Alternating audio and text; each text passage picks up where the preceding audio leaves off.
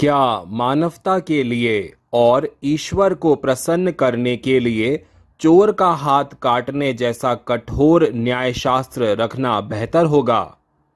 ईश्वर हर व्यक्ति और हर चीज का निर्माता है।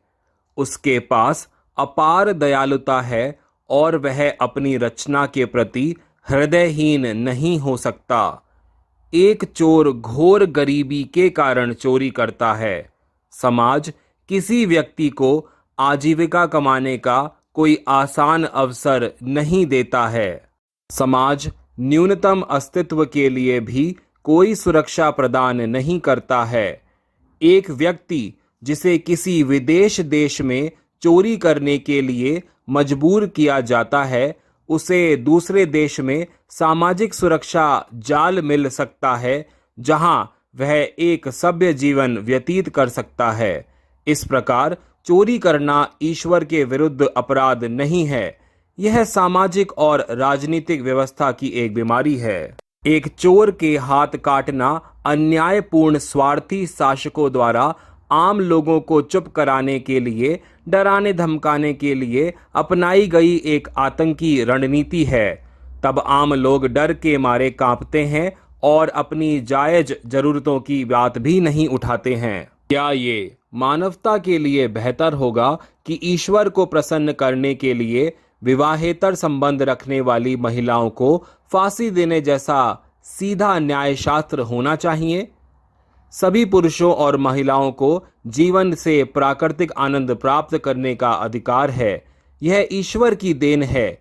यदि स्त्री के पास बेईमान, अपमानजनक, निर्दयी, रुचिहीन, बीमार, नपुंसक पति है, तो वह दूसरे पुरुष के प्रति आकर्षित होकर ईश्वर का अनादर नहीं करती है।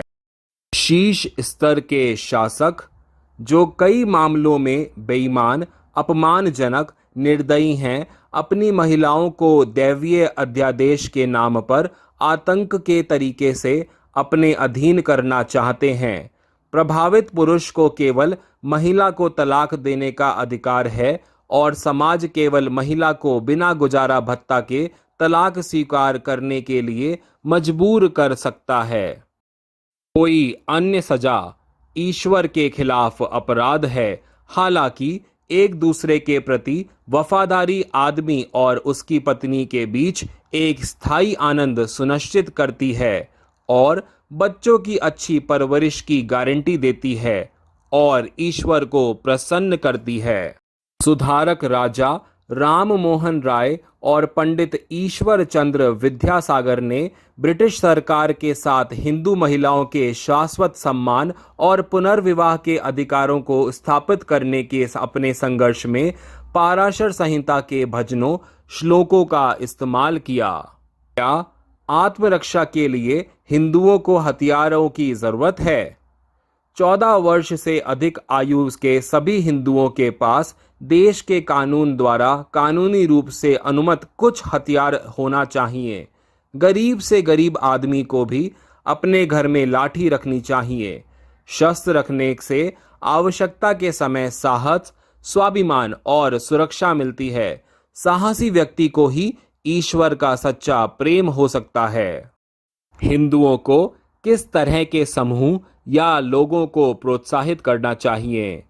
लोगों का समूह हिंदू के स्वाभिमान, शक्ति, सुरक्षा और वित्तीय कल्याण को सुनिश्चित करता है और हिंदू हितों के प्रति उदासीन रहने वालों का विरोध किया जाना चाहिए। अपने धर्म या देवता का अपमान होने पर किसी को कैसा व्यवहार करना चाहिए?